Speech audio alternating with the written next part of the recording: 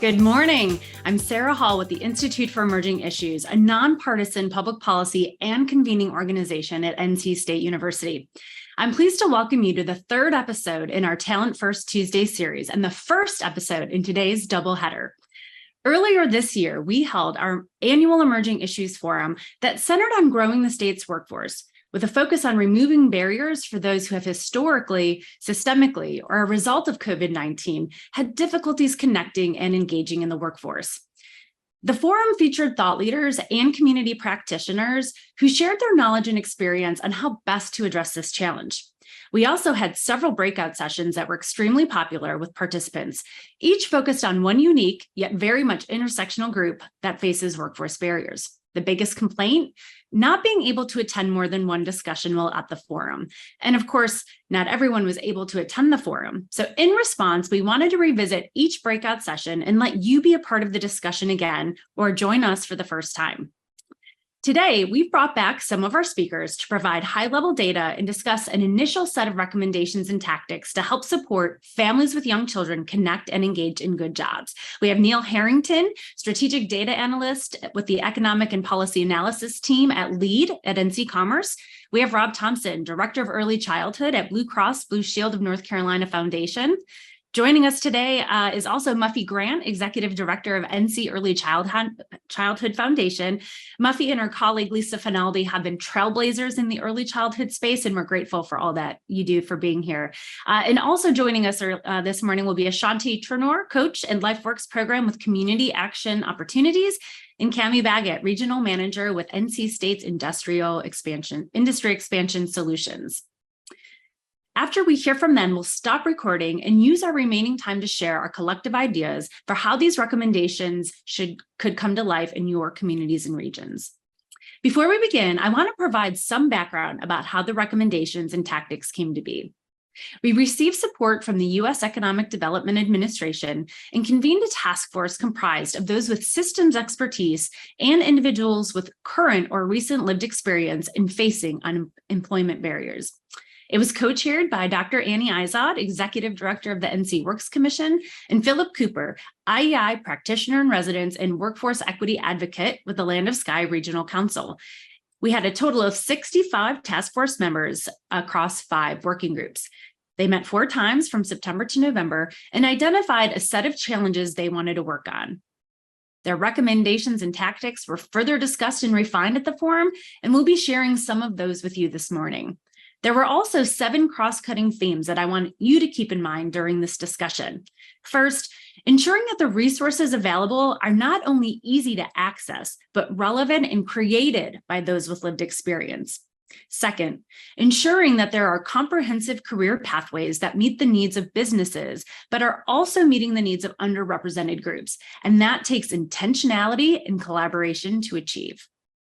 Third, let's make sure our job postings are shorter, easy to understand and complete, and emphasize the key skills needed to actually do the work. Next, in order for people to consistently engage in their jobs, we need to acknowledge that there are systems that they rely on to make that happen, and we need to support the workers in those systems too. We need childcare providers. We'll hear more about that today.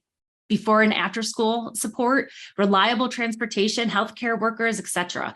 And overwhelmingly, we need to support community and workforce navigators that are serving as bridge builders and connectors. Next, we need to make it easier for our boots on the ground service providers to do what they do best, so they aren't spending all of their time looking for and administering grant funds. And they need to be more flexible sources of funding to meet the needs of some of our most underrepresented workers. It's not one size fits all, and neither should the metrics be. We shouldn't expect people to do this work alone. We can always be learning from one another and sharing our successes. Peer learning is a great way to accomplish this. And finally, proximity matters. Place those with the trust of the community with the service providers. Not only does this proximity make it easier for the individual to access services, it helps the advocates and providers to better coordinate and problem solve in a timely way. So with that recap, let's go ahead and get started. I'm pleased to introduce Rob Thompson, who will moderate the discussion. Again, Rob is the Director of Early Childhood with Blue Cross Blue Shield of North Carolina Foundation. Rob, thanks so much for being with us today and for introducing our distinguished guests. Great. Well, thank you for having me, Sarah, and happy to be here. So I was on the Families with Young Children task force. And obviously, families with young children face a lot of issues as it relates to entering the workforce. But as a group, we really gravitated towards the lack of affordable, accessible, and high quality childcare. And if you are a parent with young children, or if you know parents with young children, you can probably identify with this challenge, just given the just how ubiquitous it is across our state and really across the country. I had a colleague who recently moved from Hillsborough over towards close to Raleigh because she found childcare there and didn't want to drive 45 minutes. And that takes a lot of means. Most families don't have those kind of means to do that, but I think we all have those types of stories. And recently, the North Carolina Chamber Foundation did a survey of North Carolinians to explore, like, what is the experience of young parents with childcare, and specifically as it relates to their ability to enter into the workforce. And before I introduce our speakers, I'm just going to read off a couple of those stats because I think they really back up the experiences and the stories that we all have about childcare in our communities. So first, they found that 26% of parents with children under 5 said they left the workforce because they couldn't find affordable childcare. 60% of parents with children under 5 said they had to miss work because of a problem with childcare. And 37% of parents with children under 5 refused a job opportunity, promotion, or job change because it would increase childcare expenses. And then 32% of parents with children under 5 did not pursue job training or continuing education because of a lack of affordable care.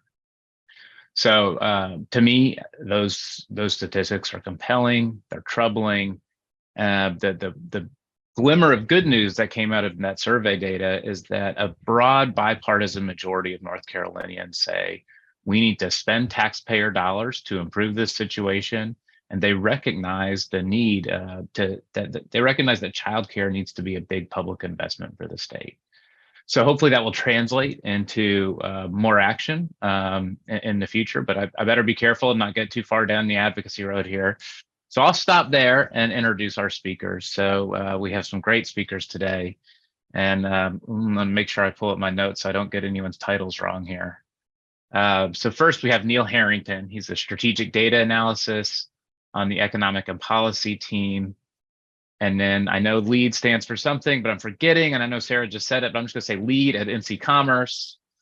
Muffy Grant, who's been introduced, is Executive Director of the North Carolina Early Childhood Foundation. Ashanti Ternoir is the coach at LifeWorks program, Community Action Opportunities out in Buncombe County. So we have a wonderful set of panelists today. And before we hear from all of them, I'm going to turn it over to Neil, who's going to walk us through some state-specific data on this issue. All right. Good morning, everyone. Thank you, Rob. Thanks to Sarah and IEI for putting this together. As Rob said, my name is Neil Harrington. I'm a strategic data analyst at the Labor and Economic Analysis Division, North Carolina Department of Commerce. I'm excited to be here today and talk about labor force participation among families with young children and set the stage for an engaging panel discussion. So what does the data say? I want to go over kind of 3 main things to know about labor force participation among families with young children. Then I'll talk a little bit about why kind of we see the trends that we see and kind of why it matters from an economic perspective. So diving right in, number 1, workers with young children make up about 11% of North Carolina's total workforce. This is workers with children under age 5. As you can see from the slide, right, it's hovered between about 11 and 13% for the past 7 or 8 years or so. But notably, it is down about 2 percentage points from the level it was at pre-COVID-19. This is largely due to the fact that workers with young kids have dropped out of the labor force altogether in the past few years, and they've yet to kind of regain those levels they were at in recent years. So in 2022, for example, there were about 88,000 fewer workers with young kids in the labor force than there was pre-pandemic. Which leads us to number 2, labor force participation rates have dropped pretty considerably among workers with young kids, but rebounded a good bit last year. So you can see, right, the gray line is showing all prime age workers, blue line, prime age workers and young kids. You can see a much sharper decrease for workers with young kids than prime age workers overall. So prime age workers are those ages 25 to 54. Most workers and young kids fall into this range. Comparing to the overall prime age rate is a much fairer comparison. But right, keep in mind that the still depressed labor force participation rate for workers and young kids and a smaller overall labor force is happening at a time when unemployment rates are near record lows. The labor market is remarkably tight, has some of the tightest conditions on record. And it's generally pretty easy for workers to go out right now and get jobs, but there are factors at play that are keeping workers with young kids out of the labor force still, and lack of accessible and affordable childcare is likely at the top of that list. Number 3, so moms are less likely to participate in the labor force than prime age women overall. So looking at just prime age women versus prime age women with young kids, we see consistently lower labor force participation rates for moms with young kids, and it's been that way for some time. Not a surprise to you all in this room, I'm sure, but right, it indicates that having kids reduces women's ability to participate in the labor force. And when we look at the much higher rates for men, it suggests that women bear more household care responsibilities in opposite sex households.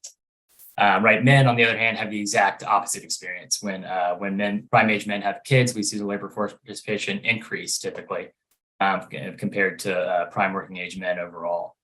So this already pretty big gap between prime age men and women's labor force participation grows even more considerably when you factor kids into the mix. So this was the case pre-COVID-19, right? This graph ends in 2019. Has COVID changed anything? Fundamentally, no, right? COVID didn't change the trend. Prime working age men with young kids still see much higher labor force participation rates than women. But maybe some signs of hope in the last year or so. There seems to have been more opportunities for prime age women with young kids to participate in the labor force. You can see kind of the largest increase on the chart there between 2021 and 2022 was among prime working age women with young kids. And while men with young kids, their labor force participation rates stayed relatively flat over the last few years since 2020. So probably multiple reasons for women's increase and the kind of stagnation in men's rate.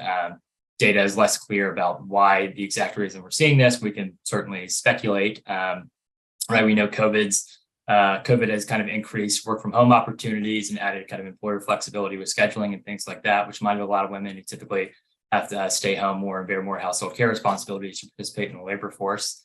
Of course, that is for a certain segment of workers, and likely low-income workers probably did not have that same opportunity. But that could help explain some of it. We also know women kind of work in more essential industries like healthcare and education at higher rates than men, and those were less disrupted by COVID-19, which could also help explain some of it. And there also just might be more men taking on household care responsibilities, which might reflect kind of a generational shift in attitudes about who bears the burden of household care responsibilities. When we had the event a couple of months ago, there was a recent Planet Money podcast. They interviewed a millennial man from Durham who had a PhD. He and his wife had the means to afford childcare, but simply could not find a spot in a facility in Durham to accept their kids because they were just full.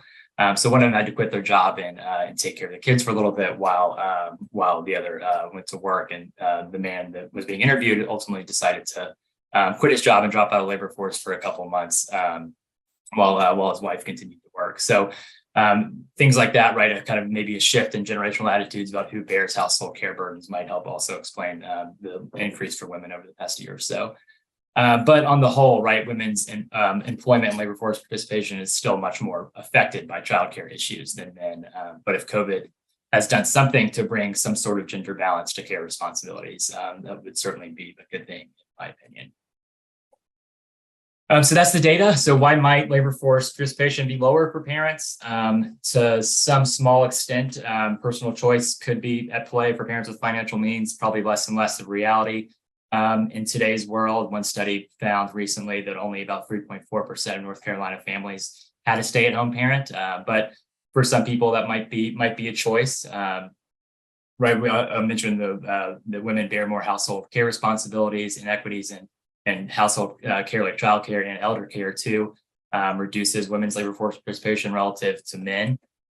We also know that childcare supply has been a big issue that limits accessibility to childcare. So there's not enough spots at facilities in North Carolina, and it's a relatively low-paying sector. Right, like the Durham man I mentioned, his family had the means to afford childcare. They just could not find a spot to accept their kids. And employment at childcare facilities has yet to recover the job losses from COVID-19. So that's also kind of influencing this. And the tight labor market that we're in means that low-paid childcare workers have a lot of other higher-paying options they can turn to. And childcare employers really have a tough time competing with other industries that are able to increase wages a little more easily, because childcare is an industry with really tight margins, so they can't really increase wages for their workers without having to increase parent costs or limiting spots available at facilities. So these factors really kind of combine to place pressure on the number of slots available at centers and other facilities and create these supply issues. And then finally, cost, right? Childcare is really expensive, and that negatively impacts maternal employment more so than men's. A recent United States Department of Labor study found that when county childcare prices are double the national median, it leads to a 4 percentage point decline in women's employment in the county. Right, so cost is high. It's been rising, and it has been rising for some time. So the daycare component of the CPI, which is the kind of standard inflation measure, it's more than doubled since 2000. And as you can see in the chart, right, it's risen much faster than other big household expenses like housing and groceries, and it's risen much faster than the all items in the CPI together. A recent analysis from Childcare Aware found that childcare prices in North Carolina for infant and toddler care are 40% and 12% of the median income for a single parent married couple, respectively. So for context, right, both of these price points are higher than the in-state tuition at UNC Chapel Hill in the most recent academic year. So cost, childcare supply issues, accessibility, and other factors are clearly limiting the labor supply of parents with young kids and hurting our economy. So in one of the more recent household pulse surveys from the U.S. Census Bureau, there are about 130,000 workers not at work in North Carolina due to childcare issues or school closures. This is down considerably from the high it was at in COVID, when we were seeing about 300,000 plus people out of work because of these issues. But it's still significant, especially considering the labor shortages that we face right now in our economy. Many of these workers, if we remove the childcare barrier, could be returning to work and would return to work and help meet the labor demands of businesses in the state. So why it matters, I can probably rush through this. I think we're probably pressed for time a little bit here, so I will go through it quickly, but just a few points from an economic perspective. So the lack of accessible, affordable childcare, inadequate childcare supply in North Carolina lowers productivity for workers, which hurts firms' ability to create economic activity in the economy. It limits parents' economic mobility from having to miss work periodically or dropping out of the labor force altogether. It limits the amount of money they make over their lifetime. And like the North Carolina Chamber survey found, it limits their ability to take advantage of promotions, which are really early career promotions are really big for long-term economic mobility. And it also has long-term impacts on children's economic mobility, their academic outcomes, and a host of health outcomes as well. Quality early childhood education improves all these things. So all this adds up, right? It adds up to a cost of $3.5 billion per year by some estimates. That's the cost of lost wages, lost business activity, and lost tax revenue from Carolina's childcare crisis. Thanks very much. I'm happy to answer any questions or just pass it back to the panel and Rob. All right. Thank you very much, Neil. I think we are going to walk through some of the recommendations of the task force now. So if we can get those popped up on screen, that would be great. All right. You have 30 seconds to read all of this. Just kidding. So the way we divided up the recommendations, or the kind of was to identify a challenge, kind of describe a high-level recommendation, and talk about some specific tactics that we would want to implement for those recommendations. So I'm not going to read every single thing on the screen because there's a lot of words there, but I'll say the first challenge we identified: lack of access to high quality, equitable, and affordable childcare, and lack of family-friendly workplace support, such as paid leave for working parents, especially those in low and lower wage jobs.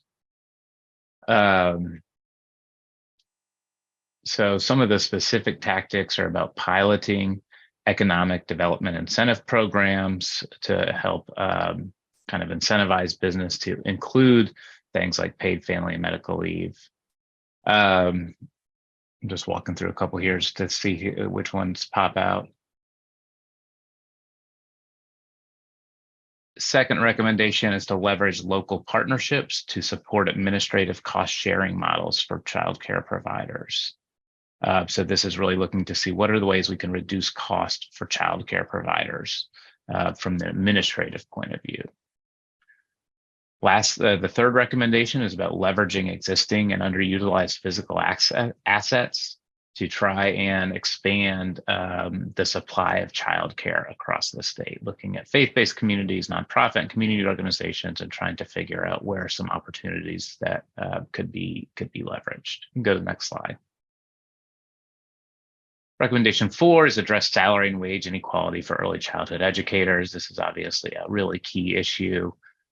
In that NC Chamber Foundation survey, 89% of respondents said that this was a major issue, which was surprising to me how clear, how widely understood this problem is. And then the last one is building the pipeline of dual language early learning educators entering the field. So those should be available. I think there's a link pasted in the chat that y'all can look at.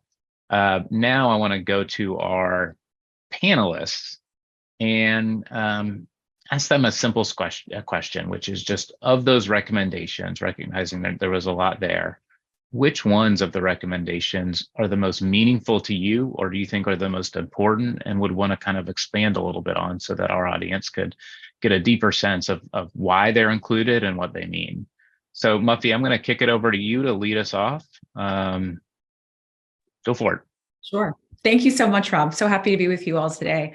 I think that the biggest issue, of course, is the fact that early childhood educators make on average $11 per hour with no health insurance. Now, hopefully, when this Medicaid expansion goes through, they're no longer going to fall in that gap. But that's a huge burden that we put on these people who are doing the work of brain development that's sending our children off into the kindergarten classroom with 85% of their brain volume. So ostensibly, this really needs to be where our investments lie and where we're going to get the best return on investment. People don't go into childcare to make a lot of money. They're always operating on a razor's edge. Unless you're a huge KinderCare or Bright Horizons or one of those large franchised big businesses, you're not there to make a lot of money. It is a market failure. Catherine Goldstein, I use that now from the IEI forum back in February, because it's true. It defies all of the economic theory of supply and demand. Teachers get paid very little. Parents are paying a significant amount of their monthly income, sometimes more than rent or mortgage. And then you also have these childcare centers that are operating on this razor's edge. So we know that the industry has been devastated by COVID, even though our state has worked really hard to grant providers funds and offer other supports to keep care open. The federal funds that are stabilizing this, they're running out. And right now, we're in a moment in time where the Senate budget dropped yesterday. There was bicameral support to continue stabilization grants so that we could increase wages for early educators to keep these childcare centers open and to hopefully expand opportunity for families to find high quality care for their children. And yet we don't know where that's going to land in a state that has over $4 billion in reserves for a rainy day. I think that we could all say that not having access to childcare based on all the statistics that Neil just shared with us is a rainy day. $3.5 billion in lost revenue for our state. And that number is growing. That's a lot of lettuce. And we really need to think about our state ranking as number one for business how do we do that without addressing childcare needs? And that really, for me, fundamentally is about supporting the workforce, seeing them as the professionals that they are, understanding that while it's great that, just to give this a little bit of life and illustration, the Toyota plant in Randolph County and the Boom Supersonic facility in Guilford County, with them, they're bringing 3,500 jobs. That's really, really great. Yet, the Piedmont Triad Prosperity Zone, over 50% of the children birth to age 5 live in childcare deserts. So we're in this bind. Parents are in a double bind. Our economy is in a bind because we need to support the workforce so that these early educators aren't leaving an already, disappearing field for multiple reasons. To go and work at a local fast food restaurant or big box store where they're going to make sometimes double what they would make as early educators. So I think that that's really, at the delta of a K-shaped recovery here is focusing on, we've got to support the workforce, and we've got to do it through sustained public investment. Great. Thank you, Muffy. Appreciate that. Ashanti, I'm going to turn it over to you now. What of these recommendations and tactics stands out for you? Thank you, Rob. It's a pleasure to be with you all again today, discussing this very real, very visceral topic. Explaining my work a little bit, I work with a population of people here in Buncombe County who are living on limited resources, is how we say it. My intention as a coach with the LifeWorks program is to partner with individuals who don't make a lot of money. A lot of them come to the program either underemployed or without work at all, trying to figure out how to become more economically stable and self-sufficient.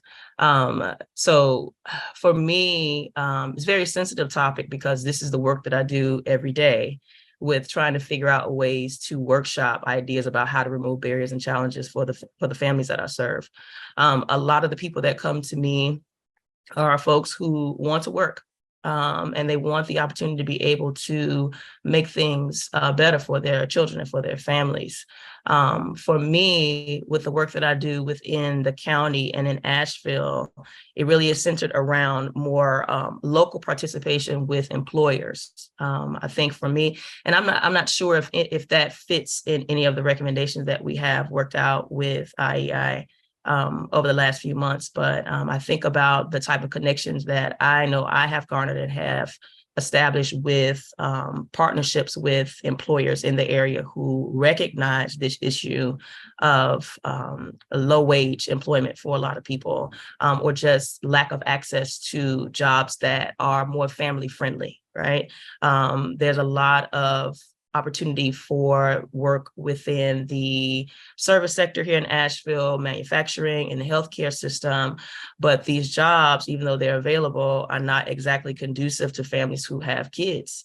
So, the shift work jobs, the jobs that require families to see their parent at a job at 4 o'clock in the morning, right? When we know that it is almost impossible, for parents to be able to sustain work with that kind of responsibility, service working, and again, with the healthcare industry. So I think for me, the biggest thing is, how do we get more employers on board with changing their models about how they see their workforce, right? I understand that there's a bottom line that that employers have when it comes to the work that they have to accomplish and get done. But, being people who are,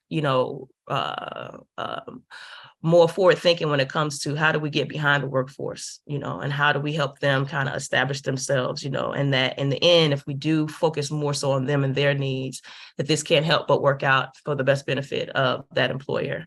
So I think for me, the main concern is how do people who work in the community service sector connect more with employers in the area to get them able to kind of change their minds about how they see their workforce, and find ways to become a little bit more connected to how to make things a little bit easier and less harder for people to become employed and to sustain their employment.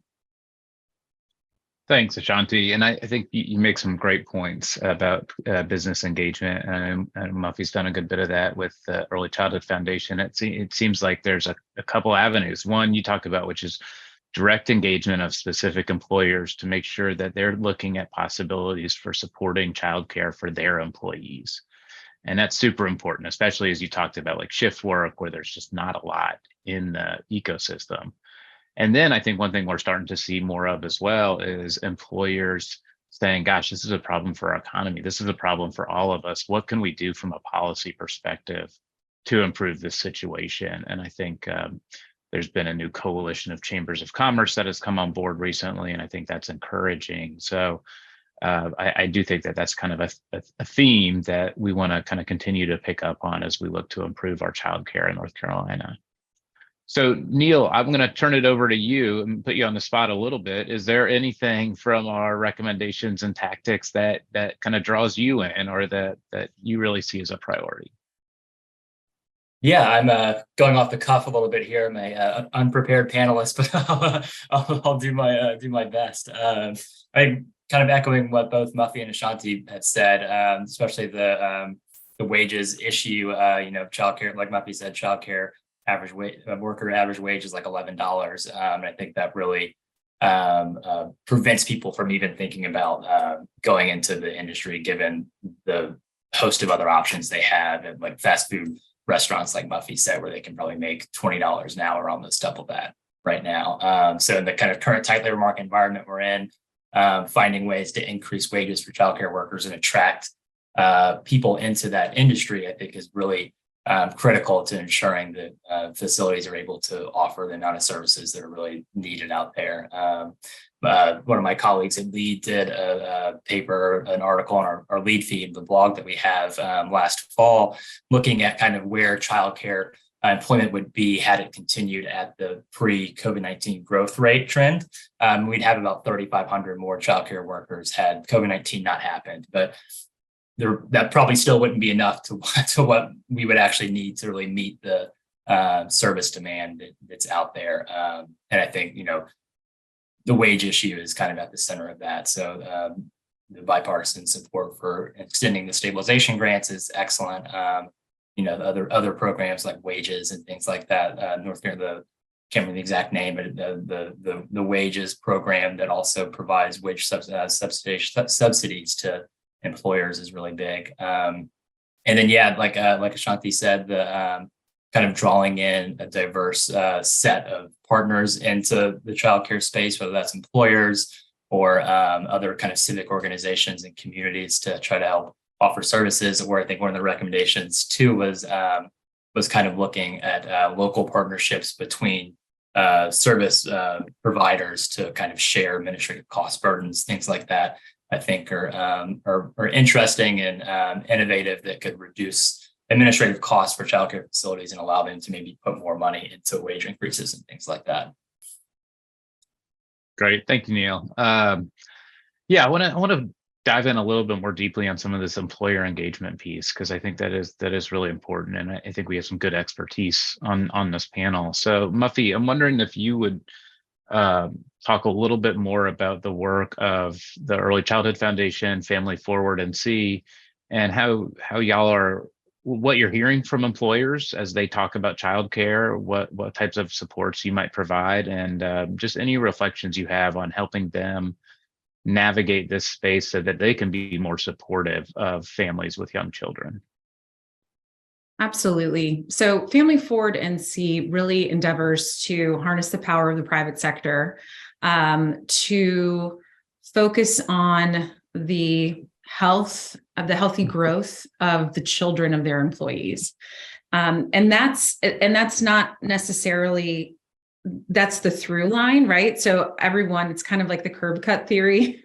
You may not necessarily have a young child, but if your organization were to implement paid family medical leave, and you're someone who's caring for an elderly parent, then it's a win for everyone. So people come in at different kind of points of entry. There are small organizations that don't even have an HR policy, that we then support them with creating that. We've focused on small and mid-sized businesses because typically they're the ones that are the most strapped for resource and time and support as it relates to human resources. And primarily, like Ashanti was saying, in North Carolina, that means the textile manufacturing industries and hospitality. But there's so many things that employers can do. And again, it starts with small things all the way up to big things like paid family leave. But we really wanted to support them in thinking about how this gives them a strategic advantage to build a more resilient business. And those that are small and those that have high turnover, they're those that can most benefit from this. So things like, and this really mirrors what the U.S. Chamber of Commerce, they put out an employer roadmap outlining opportunities for things like public-private childcare partnerships. And I can highlight one that's happening in Cabarrus County here in North Carolina. That's really great. Childcare tax credits for employers, but also things like stipends and vouchers, flexible spending accounts, contributions to childcare payments, childcare referrals. And there's so many more innovations that are happening. What we don't want to happen is these big businesses, Apple coming to North Carolina, again, this is really great. And they providing on-site childcare for their employees, also great. And that can create an antagonism because they're taking care of the children of their employees while there's a dearth of childcare in the communities in which they're coming, and that can just exacerbate inequity. Those children have access to high quality early learning environments, while those whose families are not in those jobs do not. So we need to, again, hold on to mixed delivery because we know that childcare in particular, we don't want an extension of the K-12 system. It should be mixed delivery. It should be culturally competent. It should meet the needs and the aspirations of all of the different families in our state. But employers really need to be thinking about it holistically. And one of the goals of Family Forward, and we're not just thinking about childcare. I don't want to just isolate childcare. It's things like, if for parents who are breastfeeding, that they have a place to do that, that it's a safe environment, that they can take safe days, which have now been something that the North Carolina General Assembly has taken up. And we worked very closely with Moms Rising and other advocacy organizations to kind of make those connection points to how this is important for businesses to support these types of supports for people who could potentially be in domestic violence situations. It's all interconnected, and again, it's a very big kind of continuum of supports, a portfolio of supports that employers can provide to their employees. And it does. We've seen that the data supports that it increases recruitment and retention. Because for many people, it's not increased compensation, but it's increased flexibility. Or on the flip side, having a better understanding of consistency in your schedule, especially for those in the hospitality industry. So there's a whole myriad of things that businesses can do, but ultimately they really need to become public policy champions, because without small and mid-sized businesses in particular can't offer it all. But they certainly can lend their voice and their influence to these larger conversations about sustained public investment so that the system doesn't get into this for childcare, for people who are working frontline positions, all the things that the pandemic really exposed, that we're not on such shaky ground the next time, and we know that potentially there will be a next time we are rocked by something like a global pandemic. Thank you, Muffy, and appreciate you calling out some of the tensions there with employer-sponsored childcare and the potential for exacerbating inequities and the need to make sure that there's a lot of different approaches to expanding access. I think that's a really important point. Ashanti, I'm curious, just, you mentioned the families you're working with are having a really hard time finding childcare, especially with some of the shift work. What are they doing? So what are the decisions that they're having to make, and what is the impact on their families? So all the statistics that you read earlier, As you were kind of knocking them all off, I'm thinking like, yep, bypassing opportunities for promotions or for work because of what the requirement would be when it comes to their responsibility being increased. Immediately my family's go to, but where are my kids going to go? Right now the concern is summer school. That is the thing now that is the most pressing for a lot of parents. Here in Buncombe County, Asheville, most people start in like January. We're trying to lock down summer places for the kids because they know how crazy it can get around the time when kids are getting out of school. So for all those things you mentioned before about passing up opportunities for promotions, I think you mentioned refusing training, losing work, not being able to find work, like all those things happen. Our position in LifeWorks is, trying to figure out how can we kind of curb that. It is really difficult, though, to figure out just as one agency, one program, how to circumvent a really large issue when it comes to, it's almost like trying to put a Band-Aid on a bullet wound, right? So, for us, it's, again, with the partnerships, how can we link up with people that we know in the area that do have slots available? How do we create relationships with these partners in order to best benefit our family? So it's really hard to say, Rob. I mean, I think each family makes their own decision based off what they think is right. I have a customer right now who left one job to go back to another one. The job that she had gotten working at a residential facility for elderly people, she loved the amount of money that she was able to make. She loved the type of opportunity that it gave her to do something different, but she ended up going back to a job that was more secure because, the hours worked with what worked for her kids, and so it's almost, for some people, it seems impossible to even progress because of the issue of not being able to have a place for their kids to be. And so I see that more often than not in the work that I do, is people backtracking and not really being able to make any forward progress, which for a program like mine, when, you're actively doing the work of trying to partner with someone to help them become more self-sufficient, right? Get to a point where they are more economically stable. How do they do that when, the way the systems are set up, it's almost impossible for them to be able to move forward. Yeah. Thank you. It's just super powerful to hear that and disturbing because, this time of life when, our children are young, parents are often pretty young too. That's the time from a career perspective when progress is really important. And, this is basically a 5-year pause for many parents from making that type of progress. And we talk about economic mobility in our state and wanting to facilitate economic mobility. It's hard to imagine a better approach to doing that than really, going deep on childcare and making sure that all parents have the ability to find a safe, great place for their kids. So thank you for that kind of reality check, Ashanti. I will turn it over to Sarah to wrap us up. Great. Well, again, thank you, Neil, Rob, Ashanti, Cami. Could not be here with us today, but she's also a parent of young children, so these things do come up. And then Muffy as well. One thing I want to mention, and I said it earlier, is that there has been a lot of collaborative effort, particularly around this issue for decades now.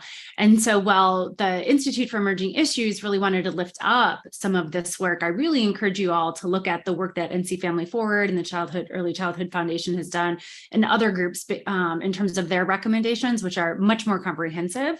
But this is just, as a whole, to lift up just a couple of these that we thought could use some statewide attention.